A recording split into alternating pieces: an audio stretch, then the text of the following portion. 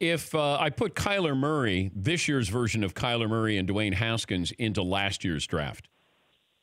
Yeah, I've been playing around with that, and the cool thing about my job is you get to put a number grade next to a player, so you can have a historical comparison.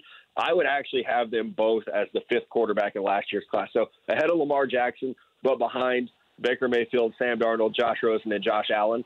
And some of that is about projecting guys to the league in general. Because we're not scouting for individual teams, there might be a fit for Kyler Murray that's great, and it might be Arizona, it might be Washington. The same for Dwayne Haskins, but I think just on generalized talent and ability and projection, they would both be the fifth quarterback in last year's class. And that's not a slap in the face. Last year's quarterback class was very, very good. And 4 players drafted in the top 10, that's not normal. But using what you just said, if you have Rosen rated higher and he's cheaper, why wouldn't you keep Rosen instead of getting Kyler Murray?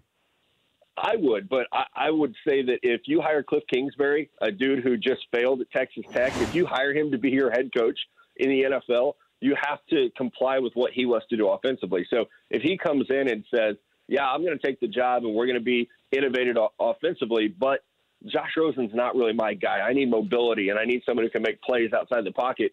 That's not Josh Rosen. So I think if you make a commitment to hire Cliff Kingsbury and you're going to go all in on his offensive system, you have to give him the guy. It's the old Bill Parcells line, right? If you want him to cook the dinner, you got to let him buy the groceries. I think that's where we're at. If you're going to switch from, a Bruce Arians scheme of downfield passing and in the pocket to what Kingsbury does, if he comes in and says, hey, Rosen's not my guy, trade Josh Rosen to the Giants, get some picks, and take your quarterback at 1.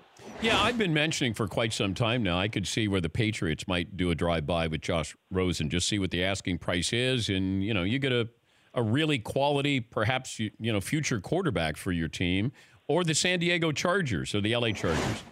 Maybe they do that with Phillip Rivers. Can you see any of those scenarios? Oh, absolutely. It would be unfair if the Patriots could get Josh Rosen. And, you're just going to sit behind Brady for a couple of years, and then we're just going to pass the torch to a guy who was a top 10 pick. The Chargers one is intriguing. Obviously he's an L.A. kid. I don't know that he and Phillip Rivers could coexist in the same quarterback room without killing each other is the only thing I would worry about. For more Dan Patrick Show, tune to Audience Channel 239 on DirecTV or download the Dan Patrick Show app.